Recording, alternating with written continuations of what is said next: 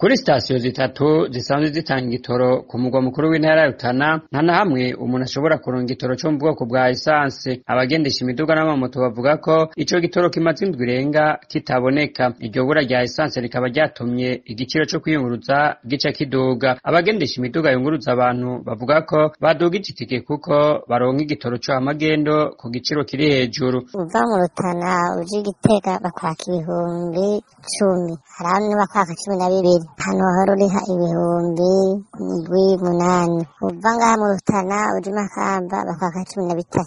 Ahantu horo ri ibihumbi 8 canke 7. Makamba gushika Gitega baka ibihumbi 25, naho n'abaka 30 n'akamara amazi mengana igihugu kitagiramwo amategeko. Hama turabona igitoro nk'ubufisi ca magendo barakinyegeza mugabo abadandaza ngiriti ibihumbi 9, 12 canke kibone 15. Mwese adandaza ashanze nta giciro kanoni kihari, tukabona ko n'abanyeshuri baciye bimonogoza bakikika mu kiza. Abo banyagihugu bo ku mugwa mukuru w'intara ya Rutana bavuga ko n'ibiribwa vyaciye navyo nyene bizimba cane. Umva ivyo vyose bica bigutwega mbi mu buryo bubiri: mu kwiyunguruza, bwa mbere abana ukuntu biyunguruza, kandi ibiciro kubidandazwa biraduga, kibaduza bikazimba kubera barongerako amafaranga, ukabona nk'amafaranga 200 canke 400. Abanyagihugu bo ku mugwa mukuru w'intara ya Rutana basaba leta gutorera inyishu ico kibazo c'igitoro mu maguru masha n'ayandi ngo bagiye kwicwa n'inzara.